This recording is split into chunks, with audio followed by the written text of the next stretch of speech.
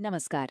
आज हम बात करेंगे एक ऐसी कहानी की जो दिखाती है कि कैसे एक छोटा सा आइडिया भी एक बहुत बड़े प्रॉफिटेबल बिजनेस में बदल सकता है।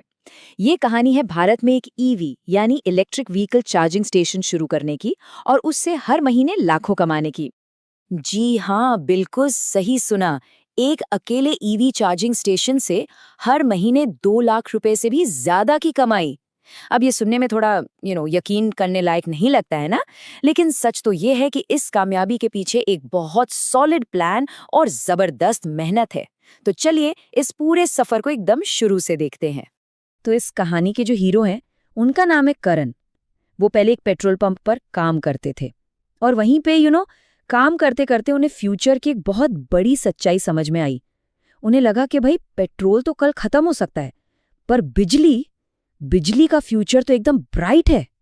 और बस यही एक सोच उनके इस पूरे सफर की कह सकते हैं बुनियाद बनी। तो इस पूरे सफर को हम 4 हिस्सों में समझेंगे। सबसे पहले वो चिंगारी जहां से ये आइडिया आया। फिर देखेंगे कि उस आइडिया को एक प्रॉपर बिजनेस प्लान में कैसे बदला गया। तीसरा, सबसे इम्पोर्टेंट सवाल, पैसा कैसे बना। और आखिर में हम बात करेंगे कि इस बिजनेस को फ्यूचर में और कितना कितना बड़ा किया जा सकता है। तो चलिए शुरू करते हैं पहले पड़ाव से, एन आइडियाज स्पार्क। ये वो मोड़ था जहां एक बहुत ही आम सी ऑब्जर्वेशन एक जबरदस्त बिजनेस अपॉर्चुनिटी में बदल गई।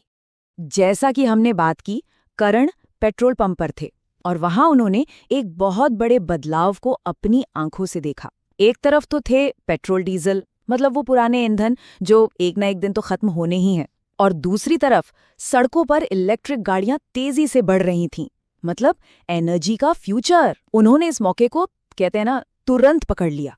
लेकिन देखिए, सिर्फ एक अच्छा आइडिया होना ही काफी नहीं होता है, राइट? इसीलिए करण ने अपना पूरा होमवर्क किया। उन्होंने गवर्नमेंट सब्सिडीज के बारे में पता किया, कमर्शियल चार्जर के रेट्स क्या चल रहे हैं वो देखा, एक आइडियल लोकेशन कौन सी हो सकती है और कितना पावर लोड चाहिए होगा, इन सब पर पूरी रिसर्च की। और यही तैयारी उनके सही फैसले की वजह बनी।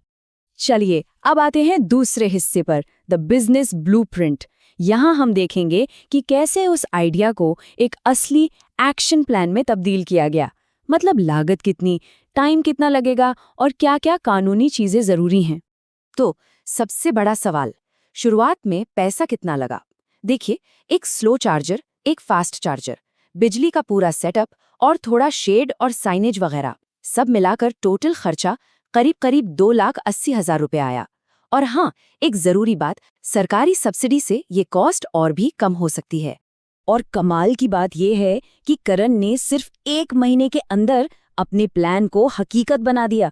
पहले हफ्ते में लोकेशन फाइनल की, दूसरे हफ्ते में पावर अप्रूवल के लिए अप्लाई कर दिया, तीसरे हफ्ते तक मशीनें ऑर्डर हो गईं और अगले ही महीने स्टेशन लॉन्च। ये दिखाता है कि अगर प्लानिंग सही हो तो काम कितनी तेजी से हो सकता है। देखिए, कोई भी बिजनेस हो, कुछ कानूनी और सेफ्टी की चीजें तो जरूरी होती ही हैं। यहाँ 4 चीजें बहुत इंपॉर्टेंट थीं। एक तो बिजली कंपनी यानी डिस्कॉम की परमिशन, दूसरा आग से बचने के लिए सेफ्टी इक्विपमेंट, तीसरा बिजनेस का इंश्योरेंस और चौथा मशीनों की मेंटेनेंस के लिए एक कॉन्ट्रैक्ट। ये सब नॉन नेगोशिएबल हैं। तो ठीक है, बिजनेस अब सेट हो गया है। अब उस सवाल पर आते हैं जिसका सबको इंतजार है, कमाई कैसे हुई? हमारा तीसरा पड़ाव, द प्रॉफिट इंजन। यहाँ पता चलेगा कि वो शुरुआती इन्वेस्टमेंट कैसे एक बड़े मुनाफे में बदलने लगा। कहते हैं ना, हर बड़ी चीज की शुरुआत छोटी ही होती है। पहले दिन करण के स्टेशन पे सिर्फ 2 गाड़ियां चार्ज करने आई। बहुत ही मामूली शुरुआत थी, लेकिन एक बड़े सफर का ये पहला कदम था। लेकिन असली कहानी तो अब शुरू होती है। सिर्फ 1 महीने के अंदर वो 2 गाड़ियों का नंबर बढ़कर रोज की 15 से ज्यादा गाड़ियों तक पहुंच गया। और इसका सीक्रेट क्या था? बिल्कुल सही लोकेशन, एक मॉल और हाईवे के पास, जहां ट्रैफिक सबसे ज्यादा था। तो अब जरा प्रॉफिट का हिसाब किताब समझते हैं। बड़ा सिंपल है। मान लीजिए रोज 15 गाड़ियां चार्ज हो रही हैं और हर गाड़ी से एवरेज 250 रुपये मिल रहे हैं, तो टोटल कमाई हुई 3750 रुपये। अब इसमें से करीब 1200 रुपये का खर्चा निकाल दें तो रोज का नेट प्रॉफिट हुआ 2500 रुपये। और यही सिंपल सा गणित है जो दिखाता है कि कैसे एक फास्ट चार्जर की मदद से ये बिजनेस महीने में आराम से 2 लाख रुपए से ज्यादा कमा सकता है। जी हाँ, ये वही आंकड़ा है जिससे हमने इस पूरी कहानी की शुरुआत की थी। देखिए, एक स्मार्ट बिजनेस पर्सन सिर्फ एक सोर्स ऑफ इनकम पर डिपेंड नहीं करता। करण ने भी यही किया। जब लोग अपनी गाड़ी चार्ज होने का इंतजार कर रहे होते थे, तो उनको चाय, एक छोटी सी दुकान और कार वॉश जैसी सर्विसेज भी ऑफर की गई। इससे एक्स्ट्रा कमाई भी हुई और कस्टमर एक्सपीरियंस भी बेहतर हुआ। चलिए, अब हम पहुंचते हैं अपने आखिरी पड़ाव पर, स्केलिंग द फ्यूचर।